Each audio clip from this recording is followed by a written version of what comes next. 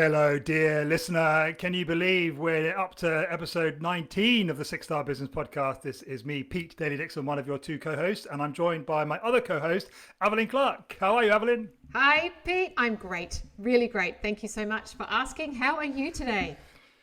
Yep, excellent. Really great. I'm just a little bit pressed for time. So shall we just go straight into introducing the two powerhouse women that were on this podcast? Yes, Tracy Lamourie and Amber Trueblood. Wow, what beautiful, amazing, genius women who were full of just love, wisdom, and experience. And I just loved how they weaved all of that together in such a beautiful way. And energy. I just have an overriding memory of the energy on this podcast. It was great to be a part of. It was definitely a roller coaster ride of a conversation. And I think we should just let our listeners strap in and get listening. What do you think? Yep, strap in, go. You're going to love it. So do you want to take it from here? Yes, good morning. Hello, Pete. Thank you so much. Welcome to another fabulous, wonderful, exciting, interesting episode of the Six Star Business Podcast. I'm coming to you here from sunny southern part of the Gold Coast, Australia. It is 6:30 in the morning, just the start of my day. And Pete, you're there in London, and we've got two wonderful guests and two other countries of the world this morning. We've got Amber Trueblood from the US and Tracy Lamourie from Canada. So I'm very excited to have you both here. And yeah, just want to say welcome. And welcome. Yeah. Thank you. Thank you so much. I'm excited to chat today. So I thought we'd start by just, if you could both, I don't know who else to go first, just introduce yourself, tell us who you are, like as in how you serve the world and where you live, and perhaps something a little bit interesting or about yourself that, you know, maybe even I don't know about you. So my name is Amber Trueblood. I'm a licensed marriage and family therapist. I'm a mom to 4 boys here in Southern California in the US. And I have a business that's all mainly about serving and supporting overwhelmed moms. But what's interesting, I just had this conversation this morning with somebody, because the content really isn't only for moms. It's for any overwhelmed caregivers, basically anybody who is probably entrepreneurs, especially like heart-based entrepreneurs, like fall into this category, like anybody who is consistently doing more for others from their heart because it's important to them, but also maybe could use a little bit more self-care and like refueling of their own emotional and psychological well-being. So that's really like who I'm supporting. But yeah, so that's me. And I have a podcast also called Stretch Marks, and a book called Stretch Marks. And I have like classes and workshops and stuff like that. Awesome. Thank you, Amber. Welcome. Yeah, very cool. That sounds really cool in a whole bunch of different levels. It's fun. Yeah. So yeah, I'm Tracy Lamourie. I like to say that since COVID, I'm 45 minutes from Toronto. I'm a Toronto girl, but I'm living in Hamilton right now. So I'm saying it's Hamilton Mountain, not Hollywood Hills for me through the age of COVID. But normally I'm all over the place. In 2019, I was in LA and Las Vegas and Colorado, Malta, Jamaica, all for different work projects. Because I'm a publicist. I work across industries, across projects, across borders, on all kinds of different things, from creative stuff to a lot of business stuff, small business and medium-sized businesses growing and building their reputation for thought leadership and their global brand the way I did, essentially. And I find that all kinds of fun. Even when I'm stuck in my basement, there's, little serotonin boost literally every day. Oh God, I got you in this. I got you in this. Or look what I found. We found this award. So, and it's never boring because I'm working across industries with fascinating people all the time. So continue to be lucky even in the age of sitting in my basement. Wonderful energy from both of you. I think Evelyn and I are going to have to play catch up with you. I am anyway, because it's 20 to 10 at night here, and I did have a nap before we started recording this. So we'll get you going. We'll get you up. Where's that coffee? So one of the things that always interests me, and I'm very curious about when we get guests on the podcast, is to find out what attracted them to us really, and held their interest long enough for them to actually want to spend an hour with Evelyn and myself. So Tracy, go to you first. When you came across the Six Star business podcasts and just sort of saw that concept for the first time, what came to mind for you, and what sort of attracted you to enough to want to come on the podcast? Well, exactly that. I think it's, for all of us that are doing, for those of us that are doing well, there's business, and doing well can be different things. I mean, it can be $1 million business this year, or it could just be having exponentially improved where we were before, and discovering new things for ourselves and new avenues of income and all that. So I think that for all entrepreneurs, I think to me that like you said, the question, what makes it a 6-star business instead of a 5-star business? And how do you get there? How do you go the extra mile? I think all of us who are successful in whatever way, it's because we've figured out ways to be a little bit different, or to go an extra mile, or to push ourselves a little bit harder. So I think it's a valuable question that you're asking, that we can all learn from as entrepreneurs and executives, and wherever we're at in our, career or work journey. Yeah. Great. I would say, I mean, mainly my draw was Aveline, because I love her and I've worked with her in the past, and anything that she does, I want to be part of. So, and to me, that's like, it's common, I think, with entrepreneurs, when you meet people that you connect with, that you have a similar mindset, even if you're in totally different industries, right? Tracy, if there's like an energy, if there's Absolutely. a common like bond, then, to me, that's been the funnest, most rewarding part of being an entrepreneur. Is like, I realized at 46, I keep forgetting how old I am. Right. Join the club. I hear that. Right. That like really finding my people that I didn't realize existed. Like, Oh my God. Yeah. home mom for many years, and I didn't realize that I was an entrepreneur who just didn't happen to make my own business yet. Yeah.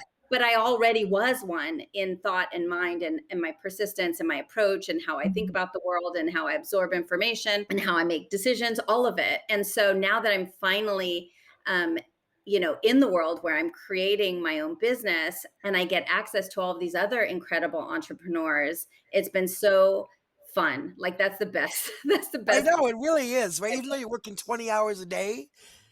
And I was asked a question, didn't mean to interrupt, but they say, someone asked me after a big long podcast where I was talking about all this stuff, and they're like, but what about work-life balance? And I'm like, oh, okay. Some people would say I'm really bad at that, because my answer is literally, I wake up in the morning, like I'm still in bed, and I'm checking the time, right? Just checking the time on my phone. But instantly I get like 50 notifications, and then I start answering the most urgent. And then I realize, like, on the daily, I'm sitting still in bed, haven't even gone to the bathroom yet, haven't got a coffee, and I've answered 45 minutes worth of work questions. So, but it's okay. It's fun because you love it, and like, it's part of your life all the time. Right. It's like that book, that The Big Leap, that if you're working in your zone of genius, like really in that small zone, like it's all fun. It's all really adding more to your life than it's taking. And so like, that's not, I would say work-life balance is, I always call overwhelm when you're busy and you're feeling frantic or frustrated. That's because what's really important to you is not corresponding with how you're spending your time and your energy and your resources. When it's aligned with what's really important to you, then it doesn't feel busy and annoying and frustrating. It feels, for the most part, fun. And because it actually like fires you up, it gives you that rush. Like you were talking about, that serotonin dump. Exactly. We're just going to take over, guys. You ready? Oh yeah. Any other questions? Love it. Fasten your seatbelts. Yeah. Did we answer your question? I don't even remember what it was. What? Yeah. And what I heard from both of you there was this element of fun and energizing, vibration and excitement around what you do. So does someone need to be in the zone of that to perform and operate and manage a 6-star business? I would say yes. I think if you're not excited about it, where do you get that energy to be doing this 20 hours a day or 18 hours a day? Or like, people who don't run businesses think, oh, I wish I had my own business, all that freedom, I'd be the boss. And you realize every year that quote, they say, running your own business is the freedom to choose, which 80 hours of the week you want to work. And I would say it's more like which 150 hours of the week you want to work, right? Sure, I could take an hour off. I need to go to the doctor. maybe if I juggle things around really well. But isn't it funny? I was saying to somebody that at the beginning of your career, you're completely scheduled, you're logging into whatever they tell you, or be here, be there, do what they tell you 9 to 5. And then somewhere in the middle of your career, as you're building as an entrepreneur, maybe you have a bit more freedom to do this or that in a different time. But then once you get into the successful thing, all of a sudden you find your crazy scheduled again, where it's like conference call, podcast, so that you're right back to where you were in some ways, only you love it and it's your thing, that you're building your own empire, and Mm. you have that, you have the not just the autonomy, but the responsibility. If it falls or if it goes, it's here. It's just your own strategies and skills, right? Yeah. Yeah, I would say, Aveline, like, I think if you happen to be functioning like 80 or 90% of your time and energy is spent in that zone of genius, then it just makes you, like Tracy said, like more likely to succeed and persevere, because there's going to be inevitable frustrations and mistakes and problems that come up. And so in order to like have that momentum, that drive to keep going, if you're not feeling like you're really in your zone of genius where you're having fun doing exactly like what you're built to do, like what people, then it's more like I'm imagining like trudging through mud, it's just more work. Each step feels heavier, feels harder, slower. So I don't think it's like a requirement, but it sure as heck is going to make it a lot more fun and a lot more fluid if you can find a way to really maximize the time you spend in that zone of genius. And whether it's you delegate out the rest, you contract out the rest, you have a business that doesn't include that part if you suck at it or you hate it. Yeah. Yeah. Automate it. Right, definitely.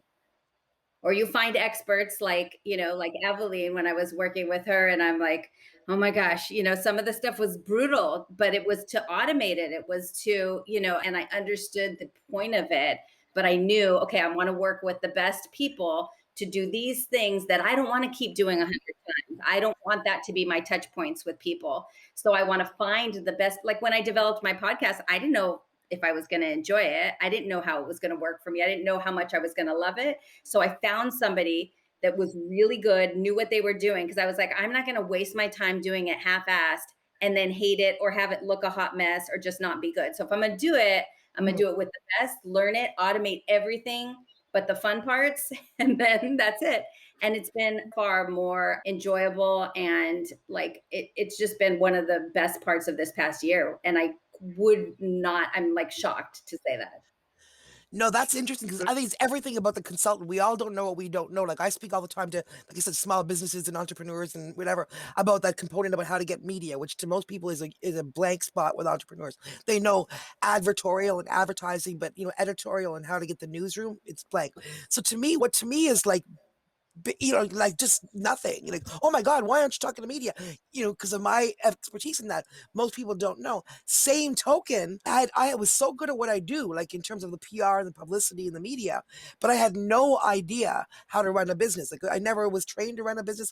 I was never educated to be a business owner. I was educated, like most of us, just to be a worker, right? Unless you start thinking about it by the time you're in university, then you go for your MBA and all that. But most of us are just educated to, do other things. And so I started my business as a freelancer a decade ago when I was 41, literally killing it as a freelancer, going way above my weight, getting high profile clients, big name international work. And I didn't know how to start a company. So then finally my friends and business advisors, like, you really have to start a company. They wanted me to incorporate, but that seemed like terrifying to me, like a whole other world. So I started a little general partnership, which is like a solopreneurship for 5 years. And that's what we did for 5 years. Continued to go, way above our weight, international, global, all these trips. And then finally I'm like, okay, no, I need to get comfortable with that part that's going to make it a $1 billion business, make it a 6-star, which is incorporating. And, that little step, even though it hasn't changed my work and what I do and my reputation, but it's a different Now I can be on a different playing field, right? But see, we keep ourselves out of things that we're not familiar with, and we keep in our lane, and that's good. Like, I didn't need to learn how to do all that. I just need to bring in an excellent person that I can trust, that can actually do all that back end for me. And now I'm like, okay, now I get it. Now I can just literally focus on what I have to do. So we really need to. I think that's hard for entrepreneurs too. For me, it was starting to get your head around. You're not going to do everything. And also, to me, I don't know about you guys, but even to begin to be an employer, that was a whole other step to start thinking. And I really wanted to do it way before I started doing it, because I thought it's a responsibility and I have no problem getting clients. People need work. I need to do this, right? But then it was so hard to make that jump to, how do I start training people? How do I find someone you trust? So to me, that was part of becoming the 6-star business, was those things that to some people are like the basic components, but some of us that are just like rocket shipping at what we're really good at, Mm. we need that somebody's structure and framework, those things, or the software, or the putting us, structures into place so that we can be super successful at what we do. And if we don't do that, we probably get stuck, right, Amber, in those things, trying to figure this out or trying to do that. And, Totally. And then we lose confidence, right? Or we say, well, I'm not cut out for this because yeah. I can't be this jack of all trades. But Tracy, you mentioned MBA. So I have an MBA also. The most overrated. I mean, the most overrated waste of time on the planet. We feel better, like, because I never got one. Unless you go to certain business schools where really it's about the connections, because it's such a filtered process to even get into that program, that holy crap, the relationships you form there, those Once you're there, yeah.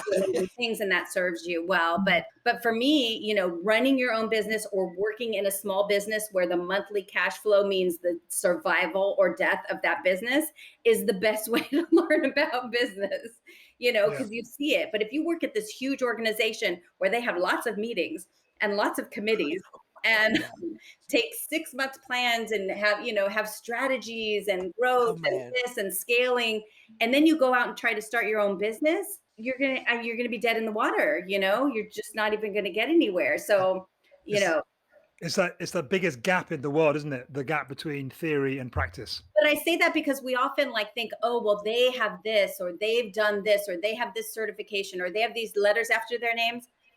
It doesn't mean anything. They might also be brilliant, at starting businesses, but it's not a certainty. So don't let that deter you from doing something that you'd be good at, because chances are they don't learn what you're assuming they know.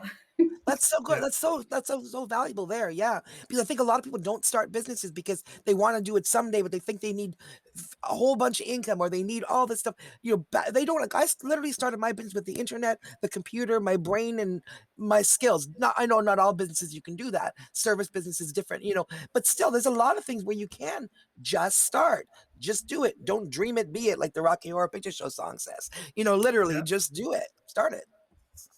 I want to, there's one word you missed out there that you started with, Tracy, and that's your energy. I think that's been a big factor, I'm sure. I want to circle back to something that both Tracy, you and Amber have talked about. And on other episodes of the podcast, there's been quite a bit of talk about the importance of hiring 6-star employees, or certainly training 6-star employees in order to deliver a 6-star experience as a business.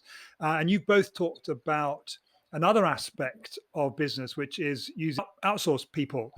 Both of you tend to use more outsourced people to provide services in your business than employees? And if so, if you're focused on delivering a 6-star experience to your customers, how do you make sure there's no kinks in the chain when you're involving people that are outside of your business? Does that make sense? It is late.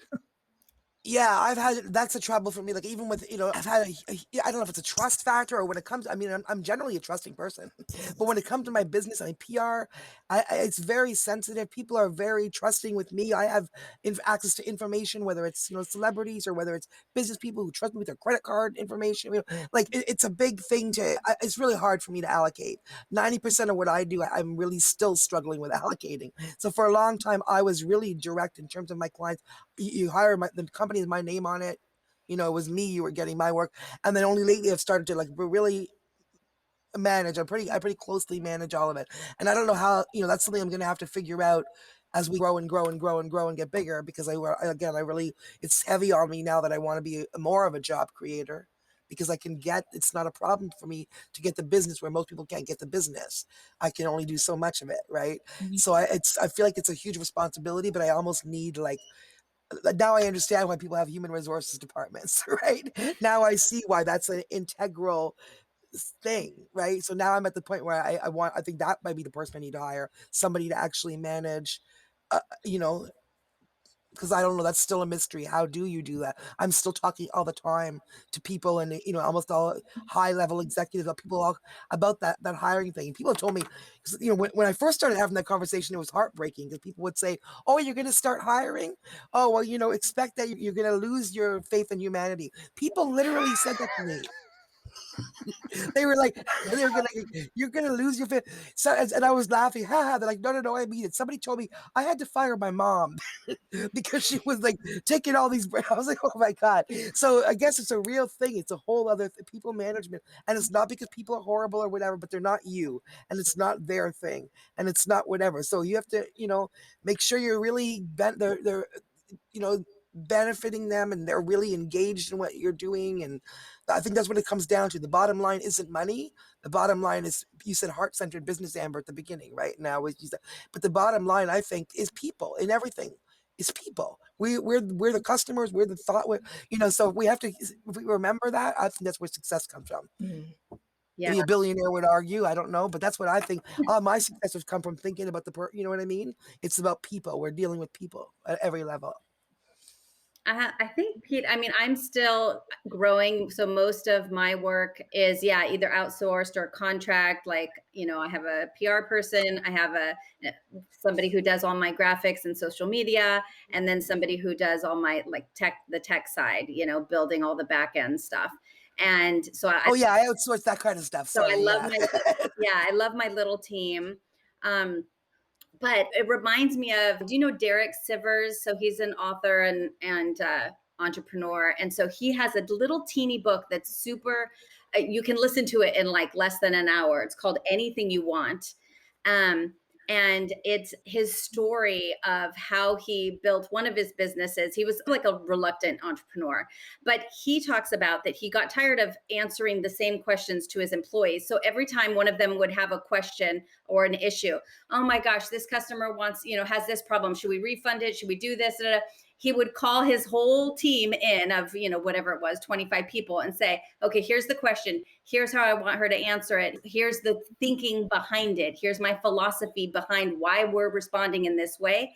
And then he had his assistant or whomever keep record of all of this stuff. And he created a guidebook so that he could extricate himself from the situation, conversation, but also training in real life experiences, which I think is, easier said than done, because sometimes you can put together a manual and a philosophy and a mission and and a strategy and the values and all of that stuff. But some people are not great at translating that into, how do I respond to this customer's email about this specific problem that I've never had before? And so I thought his story about how he approached it, to me, was genius. Brilliant. Yeah.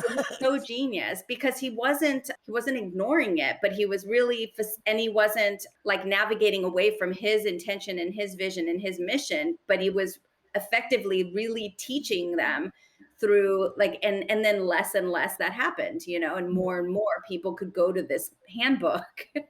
And that was a few years ago, but that one. And then the other book that I love on this subject about not community, but organizational culture, and really bringing in people as an entrepreneur who share your vision, because it's your vision, it's not their passion. So how do you draw people that are at least as aligned as possible, so that you feel like they'll fight for you almost as much as you'll fight for your company? But the Delivering Happiness book, the Zappos CEO, who has passed away since, but Tony, I don't know how to pronounce his last name. Do y'all know? Say or hey, I don't know. But that book is really interesting. It's more about creating the company culture that you want, but in a very purposeful way. And those are two of my, and then of course, this book, right? I just happened to have pulled it out about something else, but the one thing.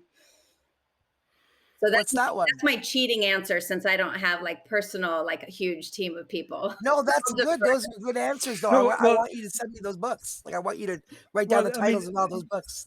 yeah, the question was really, so if the delivery of your service has been delegated to people that are outside of your company, how do you make sure that the 6-star Experience. business kind of experience goes beyond your walls? How do you manage that? Yeah. Tracy, do you have an answer? I don't know that I have an answer to that. No, that's why what my challenge has been. Like, that's why I've been so like, Mm. that's that question. I haven't got an answer to that, because that's what I need. I need that. I need you guys to, you know what we need, Pete and Eveline, we need you guys to get the expert in that on the show and literally do an hour unwrapping that, because I swear that's the thing.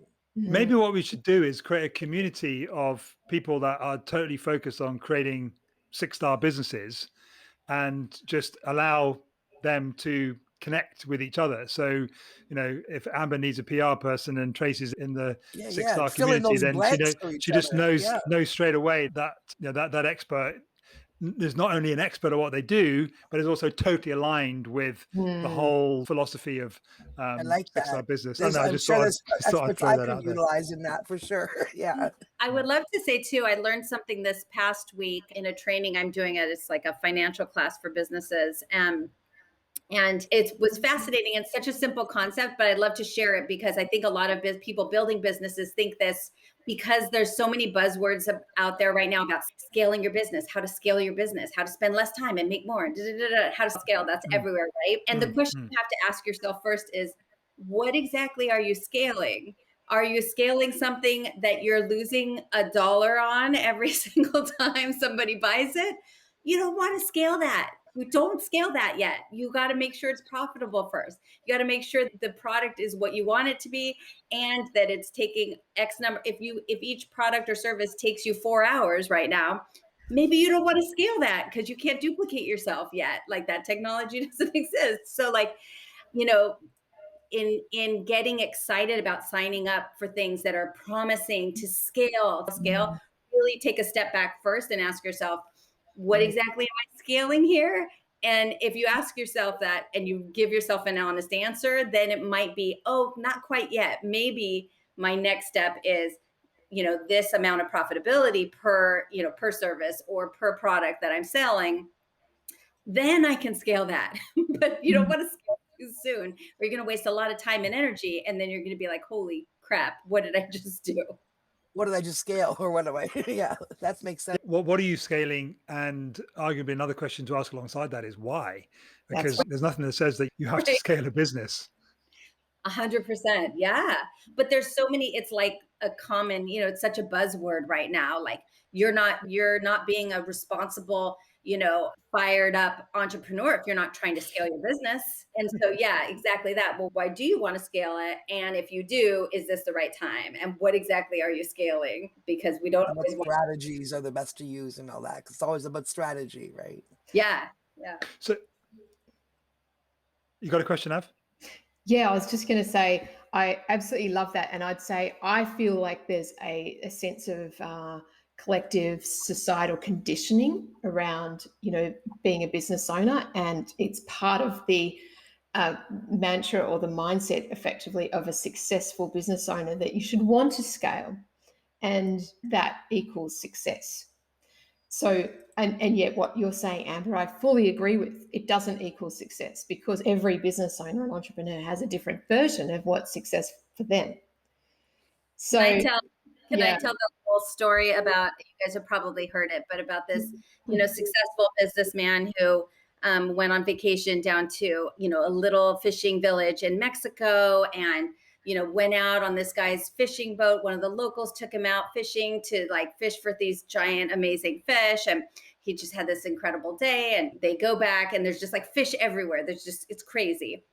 So they catch all this fish and they go back to their little village, and, and the guy sits around and they're cooking up the fish and they're playing guitar and they're just hanging out, and it's just beautiful. And the businessman tells the fisherman, and he's like, oh my gosh, you have a gold mine here. Do you not understand? You could have 20 boats. You could have 40 guides. You know how many people come down here and they pay to go out and they would do all of this and he goes through the whole like iteration of the business, growing and scaling. And he was like, and then you could just like sit back and just enjoy. And he, right. And the guy was like, that's what I do now. I like now, I don't get it, and it's an extreme example, but it's so true. Like, It's true though. It's really true. It's not even extreme. It's true.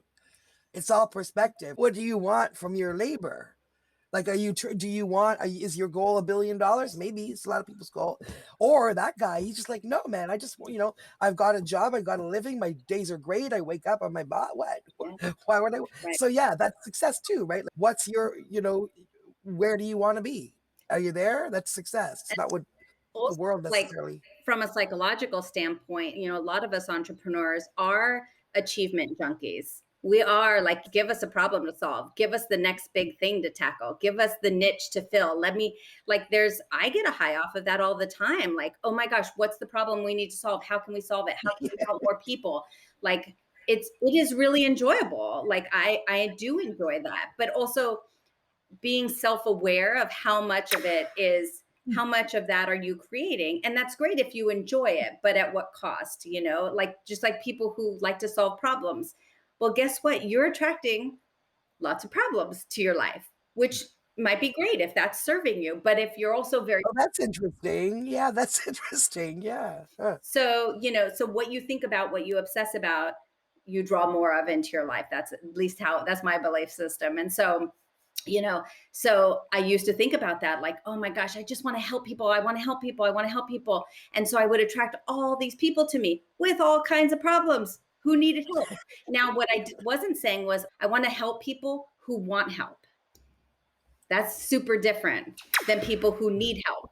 Who am I to say they need help? They might not want it. So now my attention is on serving people who want and are ready for the kind of help that I give. That's totally different model than just attracting a bunch of people who I think need my help, like whether they like it or not. Yeah, that's really good. Very wise. Yeah. Which, when I was in that world, in that mindset, it was very frustrating because I was attracting to people to my life that had issues that they wanted to talk about, but they weren't really in a state where they wanted help. And they were ready. Oh my God. I hear you. So like you, Tracy, you could attract a bunch of people who need PR, in your mind, but don't get it or aren't ready for it or don't know. Yeah. Or they don't know how to maximize it. Like, that's another huge thing. Absolutely. Yeah. I help them guide that on the other side too. It's like, okay, now you've got this. It's great. We got you in the New York Times. Now there's a second job beyond that. Yeah. How do you make that matter? Yeah. Right. Otherwise it's just, yay, ego for the day. But how do you build on that? Yeah, exactly. That's the whole thing. And that's a super fun part that I've learned. I was just going to say exactly that. I was going to say that's the fun part. Totally. I like her. We only have the best guests, Tracy. Really? So okay, playing devil's advocate a bit. Why does it matter? Why does creating a sustainable 6-star business matter? When there's so much going on as a business owner in our personal lives and around, surely just having one more thing to do. Why don't we just let business owners get on with it and, do what they're good at and get paid and go home? What's the point? But you are, though. I mean, that doing something better isn't doing something else, right? It's doing what you're doing really well. And sometimes, that may take more time. It may take more money. It may not. It may just be a different strategy, so it's just, you're talking about putting more love and care into whatever it is that you're doing. Why does that matter? Why is that important? Well, it always matters, right? If you're going to do something, do it well, like we learned in kindergarten, right? And benefit people, because if you're only doing something, half-assed, excuse my language, then you're not, you're literally just wasting time. You're certainly not serving your clients the best way you could be, right? Again, it comes down to people. hopefully that everybody, and I reference one of my first clients back when I was a freelancer, Louina Bayer, she's still with me now, but she wrote a book called The 30% Solution while you're talking about books.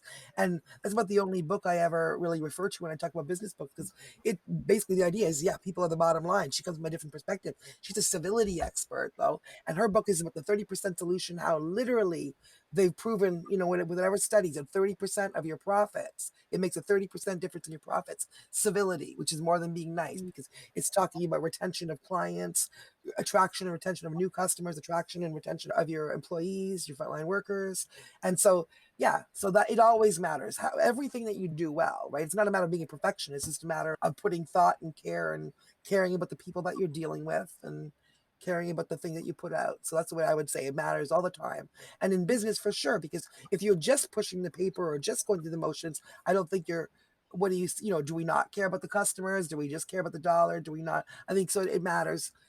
And you said sustainable, right? To be sustainable in anything, we have to do it well. I think it has to serve it. I might take a different approach in my answer to this, because it's a really interesting question, because my gut answer was that it depends on the person. It really depends on the person. Some of us are wired and motivated, and this is my next book is called The 5 Fear Languages, and it's all about this, is that we have different languages. Like some of us are focused on just meeting our basic needs. Our first and foremost, we want to keep ourselves and the people we love safe, and that's it.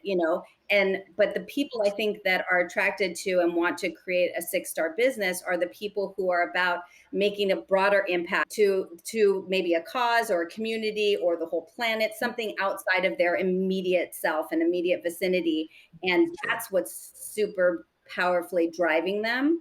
So I don't think everybody has to be that way. I don't think everybody is that way. I think there is a small subset. I think that, but your audience is going to be those people who are like, well, if I'm not doing this thing, if I'm not making this happen, then it's boring. Like, what am I doing? And I was just complaining to a different podcast host the other day about this when I was not working and I was staying at home, and I have 4 boys that were born within 5 years of one another. And I would create all these superstar. physically possible either, by the way, because they're not twins. So I have to go do the math and be like, what? Because it didn't feel fast anyway. But I would create a business plan, and then I would analyze it to its demise. I would analyze it until I decided it was not worth my time or effort or money. And then I would start another one. I would come up with another business idea, and I would write it out, and I would do all this research, and then I would analyze it until I killed it. And I kept doing this. And so in my mind, I felt like I wasn't doing anything. And then the person interviewing was like, well, except for raising and taking care of their 4 small children at the time. And I was like, yeah, but to me, that was a given. It was in a totally different category. Does that make sense? So I think people who are your audience for the 6-star business who want to build that, it's filling a void that is not fillable in other ways. And it doesn't mean they don't value and have gratitude for their health and for their family and for, nature and vacations and all of that stuff. Doesn't mean they don't care about any of that stuff, but it means they over here have a pocket of this need, that needs to be fulfilled, that other things just can't satiate. That's what I think. So sorry, Tracy. No, sorry. Our podcast listeners can't see it, but when you started to answer your question, Amber, you lifted your arms up and went bigger than yourself. So what is it that's bigger than you that's driving you to have a 6-star business? So to me, I'm really fired up about education, because I feel like that's the best way to solve the world's biggest problems, the planet's biggest issues, is by raising a next generation of humans that are creative, problem solvers, independent, kind, good communicators. Like, I think that doing that through both changing our educational systems across the globe and helping parents be the best parents they can be is the best way to do that. And so because of my background in psychology and in, my personal experience as a mother right now, that's my best way, is to give people very practical, realistic tools to help them be the best parents they can be, to raise the kids, the type of children and humans they want to raise. And so for me, I get fired up because That's what I see as the most direct route to creating change in the world that is beneficial to everyone. And I really want that. I can tell. Yeah, Amazing. that's brilliant. Yeah, I think that makes sense. Actually, that distinction that you made. My only experience as an entrepreneur is like, that's true. Like me, my personal experience is me that absolutely was like heart fired, mission centered, and an advocate, and that's what kind of taught me about my first press release. And then I went from here. So I'm that, that kind of mind. But you're right. A lot of people, and there's nothing wrong with that. A lot of other entrepreneurs, like there's another category, they're just like it's an alternative, to work. They saw it as a, they looked around and they found a business that would suit, or they built a business that would suit, and they're building, it's sort of like a job and a career, and that's fine. It doesn't necessarily have to be, that. And so I don't know if it's so much, I wouldn't agree with the filling, an unfulfilled, well, I guess I would, because an unfulfilled part, that seeking of justice or that seeking of whatever drives you to that other part that's not the business bottom line money part. I get that. Yeah. So I think that's a really good answer. I was answering based on like thinking about me, why wouldn't you keep on striving? But 6-figure business, everything doesn't have to be. And also, even me, it doesn't have to be. Remember, I said success can be 6-figure, could be a lot. It could be literally 6-figure. Like I am going to build $1 billion business, and that's it, right? Which is, that's not my motivation. I don't have to have necessarily be an actual 6-figure $1 billion business or whatever. It's more that, like you said, was it every one of you guys was saying that success is different to everybody?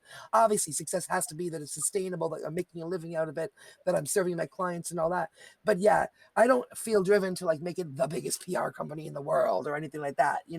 I feel driven to keep on taking every single opportunity and every step and every whatever to do the things, because it gives me the platform for my passions and to continue to do the things I want to do. But it's not on itself. It must be, so I can see that maybe there's 3 different kinds of entrepreneurs. There's the one that's devoted to building that, I'm going to take over the world. And then there's the ones like us that are like Amber and me, like we're passionate about what we're doing and we have a mission and we're like we're driven by it as much as we are by whatever dollars coming into the company that day. And then there's the people that are probably just, hey, this is my job. I'm building a business. If I need to make this much money, and that's it. Then I go home, right? So that's interesting. Yeah, it's really insightful. Amber, you touched on, and we've started to circle around this connection to something bigger than ourselves. And I'd like to suggest that is a purpose. It's something that's not tangible. It comes into a feeling. So we're talking about, say success drivers and business and entrepreneurial growth. Let's just say that's in the head, that there are thoughts, and we certainly have a drive and a passion about what we love doing, and that taps into our, the zone of genius, and then that of course brings us this high energy, and we're very excited. Yet I wonder, is what you were saying before about the 6-star business goes beyond, the arm thing, when you're bringing the arms out and you're just going, so that means how we impact other people, yeah, and a desire to actually help people outside of ourselves. And that could be people that just don't even know us yet. So it might not just be the people that work with us in our teams, our external contractors, our families, but it's people out there. Would you agree with that? Yeah, definitely. For sure. I think so. I mean, I think it's a stepping stone. I mean, I think people that are driven in that way also hopefully, want to have good relationships with their employees and and also want to have a microcosm of that greater good, like within their community. But I think of people like, I was thinking about Elon Musk. I think about directors or entrepreneurs who are so focused on that final goal that maybe they don't put near them as kindly and compassionately as they would, that's just they only seeing the end goal. So I wonder if, if there are people who are so focused on out here that they really are losing opportunities closer to them that would in fact facilitate them reaching that final goal more efficiently. I don't know. I think that could be a whole other podcast episode, to be honest. I don't know about you, Av, but I've felt hugely inspired by this episode, just the energy and the ideas and the conversation. Time is ticking round to the bottom of the hour. It never ceases to amaze me how quickly the time time flies when you're having fun, apparently, Yeah. and having great conversations with interesting people. Any last thoughts or ideas from Tracy or Amber, from either of you? Anything that you've not said that you wanted to put out there? I mean, I always like to talk about two things that whenever there is, whenever I'm talking about anything related to like even communication with your partners or self-care tactics for moms, or sibling parenting issues, or I talk a lot about like meditation and visualization and stuff like that too. But like regardless of the topic, I always start with two things because I think they're required for growth. And so the first one is being kind to yourself, and not in sort of like because it's nice, be nice to yourself, like go get a massage. This is like not what I'm talking about.